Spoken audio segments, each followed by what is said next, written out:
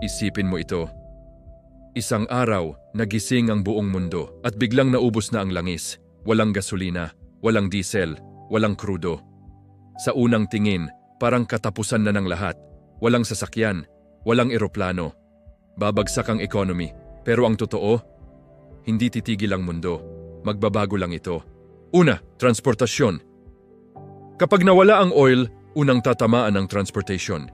Hindi na aandar ang karamihan ng sasakyan.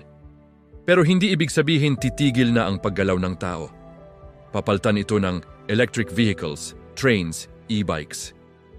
At mas simpleng paraan, paglalakad. Sa halip na puro private cars, mas magiging efficient ang public transport. At posible ring magbago ang design ng mga cities. Yung tipong malapit na ang trabaho, bahay, at basic needs. Mas kaunting biyahe, mas kaunting dependency sa fuel. Pangalawa, energy. Ngayon, malaking bahagi ng kuryente ay galing sa fossil fuels. Pero kapag nawala ang oil, mapipilitan ng mundo na mag-shift. Mas lalakas ang paggamit ng solar energy, wind energy, hydropower, geothermal. Unti-unting mawawala ang centralized power system. Sa halip, mas magiging normal ang solar panels sa bubong, battery storage sa bahay, independent energy systems. Ibig sabihin, mas magiging kontrolado ng tao ang sariling power nila. Pangatlo, mga produkto. Hindi lang gasolina ang mawawala. Maraming everyday items ang gawa sa oil. Plastic containers, packaging, damit, cosmetics, electronics components. Kapag nawala ito, mapipilitan ng industries na mag-adapt. Mas gagamit ng biodegradable materials, plant-based alternatives, recycled resources. At dahil dito, mababawasan ang disposable culture. Mas tatagal ang gamit. Mas magiging practical ang lifestyle. Pang-apat, pagkain at agrikultura. Malaki rin ang role ng oil sa pagkain. Ginagamit ito sa transportation ng goods, farming equipment, fertilizers.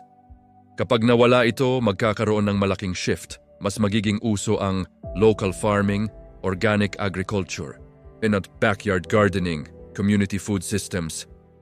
Mas magiging malapit ang source ng pagkain sa tao.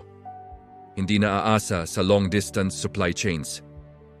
Panglima, lifestyle ng tao.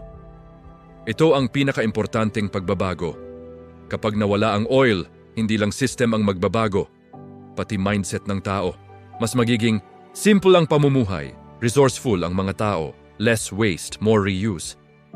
Yung culture ng bili agad, tapon agad, unti-unting mawawala. Papaltan ito ng gamitin mo hanggang tumagal. Reality check. Oo, hindi magiging madali ang transition. Magkakaroon ng economic disruptions, job losses, temporary shortages. Pero gaya ng lahat ng crisis, nag-a-adapt ang tao. History na ang nagpapatunay niyan. Kung iisipin, baka ang pagkawala ng oil hindi lang disaster, kundi wake-up call para bumalik sa mas sustainable na paraan ng pamumuhay, para bawasan ang sobrang dependency, at para matutunan ng tao kung paano mabuhay kahit wala ang pinaka-importanting resource nila ngayon. Ang tanong ngayon, kung mangyari ito, handa ka ba mag-adjust? O aasa ka pa rin sa sistemang unti-unti nang nauubos?